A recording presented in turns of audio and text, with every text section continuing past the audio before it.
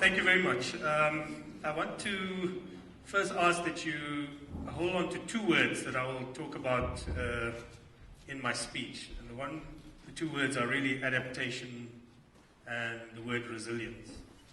And I will come to it repeatedly because I think it's the big subject of today. It's the theme that I want to hopefully develop in the next 12 minutes that I've been given to say something here. As I was coming, I think I've changed my talk 3 times. The first time is when I spoke to Helene on Thursday. I said, how do I pitch this thing? And who's the audience? And then I thought I had something. And then I was driving in the storm yesterday with a group of fellow travelers who were attending here in a taxi where it was storming and the taxi was shaking and so on. So I had an idea of another theme to talk about. And then today I listened here and I thought I'll talk about slightly something different and adapting what I originally thought would be my speech, but really I just want to talk about this topic of adaptation and resilience, which has come up recurrently in the conversations here. But I want to go back to 12th of June, 2012. Very important person passed away. Her name was Dr. Eleanor Ostrom. And she's a political economist from the United States. And she wrote an article actually the day the Rio Plus 20 conference started. And the reason why I refer to that article is because there's a very important quotation that I want to use to start the conversation about this topic of adaptation and resilience. And I'll try to paraphrase what she said. She said that we live in a time in which we dealing with scale of problems today that we've never seen before. And it's largely a result of the fact that we live in an interconnected world. And she ended off saying that we've got to try to build new systems and types of societies that can adapt and adjust very rapidly to high levels of uncertainty and vulnerability that the interconnected world is bringing. And we can see it in a number of ways. We've already experienced that probably personally through the financial crisis. If you invested in shares in 2008 or 2007, you know what happened to your share prices. We've seen it with the 2007, there was a tortilla riot in Mexico. And actually, if you go back, you can trace it back to Hurricane Katrina, which was one of the most unprecedented historical events in the US, in which you know the damage that was done. 95% of America's Gulf oil production was brought down. And that had a very interesting effect. If only the Mexicans had a means to actually, Mexican farmers in particular, could see what the subsequent sequence of events were that led to high prices of maize in 2007 and onwards. Because the breakdown of oil production in the Gulf led to the US government incentivizing maize farmers in the US to produce large quantities of ethanol. And ethanol then began to compete because maize is not only just something that you can turn into a fuel, but it's also important for feeding populations and animals. And that led to maize price increase in Mexico, and the tortilla prices went up, and people were suddenly found themselves in food insecurity. And there are similar crises like that we've seen. A few inches of wall in Japan didn't protect the Fukushima reactor from disaster because nobody could predict that a tsunami of that scale and the consequences that followed after that would lead to a nuclear disaster. So I think these are the patterns that we see, and they're quite recurrent. And last year alone, in 2011, the insurance companies paid the biggest insurance damages for natural disasters that we've ever seen historically. So is this something that we have to worry about? Is this something that's going to change the way we think about how we live? I want to leave you at that, but I want to take you back to a personal story of mine, and that relates to my father. My father came from India. He came from a village on the west coast of Mumbai. And I'll tell you the story because he's an example of adaptation and resilience to very challenging odds for a young man. Actually, he was a kid, actually.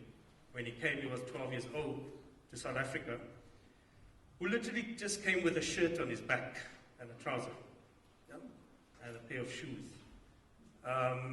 Didn't really know what the future would look like, but had a sense that something was possible. And I want to use him as an example because I think there are 5 themes that come out of his life that are relevant for us to think about the idea of adaptation and resilience for the future. So he came, he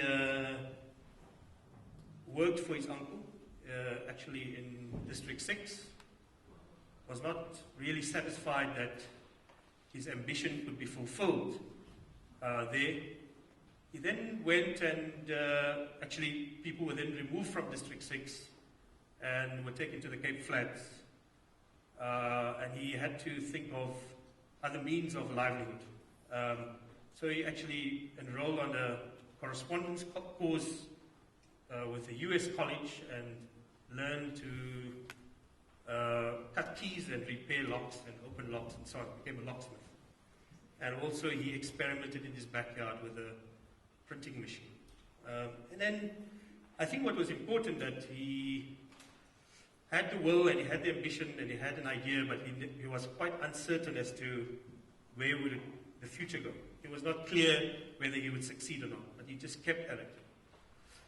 And I think that the proof of it is that he's put 5 kids through university. That includes myself. I wouldn't be here today speaking to you if it wasn't for his hard work and the platform he's created for all of us to actually be able to, actually be first generation Indians, to be able to make a career in a professional environment and not, in a sense, end up in the same kind of a situation that he was in, which I think you have to admire and you have to appreciate. It's very difficult for me to really understand because the strategies of adaptation and resilience that he pursued was not clear nor visible to me.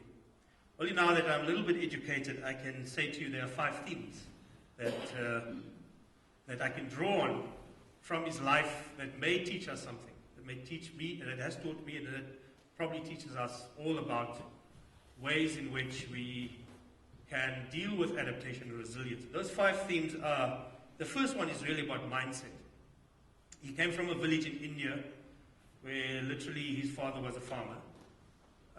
There were no other types of trade or other forms of exposure to professions or experience that he could have used there to be able to bring to South Africa and so on. So when he came to South Africa, he had to have a different mindset. He actually had to get out of the village mindset to a mindset of a challenge and to be able to deal with a new environment and actually figure out that the kind of life he led in India when he was young would not be applicable, nor suitable, nor appropriate for an environment in which the challenges were different. So he had to have a different mindset, different set of thinking, and different ways of analyzing how the new environment works and figure out what are the strategies to survive in that. The second is that he actually had to learn a new set of tools, he had to acquire new types of knowledge to be able to deal with improvements in his livelihoods. And I just told you about the fact that he had to actually study with very little education himself, new trade, and actually go out there and try it out and see what happens. The third thing I think that we can learn from that example is the question of trust and reciprocity. You don't build a livelihood just on yourself. You actually have to rely on other people, on other networks, and friends and family to be able to do that. And you can only do that if you build trust and you, in the same time, give to the people who give to you. I think this idea of trust and reciprocity is a very important one. The fourth thing, I think, was that he had to have a strong will, because if he didn't, if he just went on and if he failed at a particular point and he just gave up, he would not have succeeded. He would not have learned from his mistakes, and he would not have rectified his strategy and his ability to adapt to changing conditions. And I think that is a very important element. And I think the fifth and last theme, which I want to draw you to, is a consciousness about that revolves around the idea of saving. And I think this is relevant to us today as well. It's about not just saving capital, but also optimizing resources and using them well. And I think that ability to save enables you to withstand external shocks and be able to adjust to changing environments, because you have some resources to be able to cope and do that.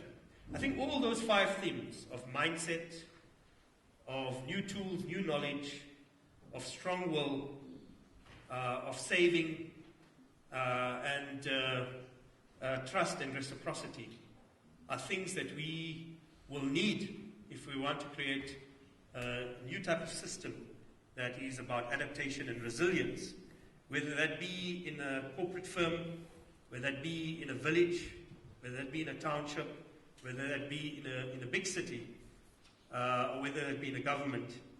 And some of us may succeed because we have a greater set of tools of trust and reciprocity amongst us, and better social capital and solidarity. And others may fail because we don't have the kind of bonds and relationships that enable us to collectively do those things. Because I think the example of my father is an example of an individual.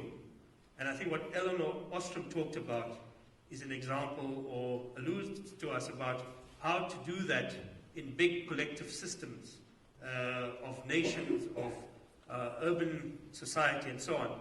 And I think learning the example from an individual may be something easy, but trying to do that on scale, as Eleanor Ostrom was trying to tell us, is probably one of the biggest challenges that we faced in the 21st century.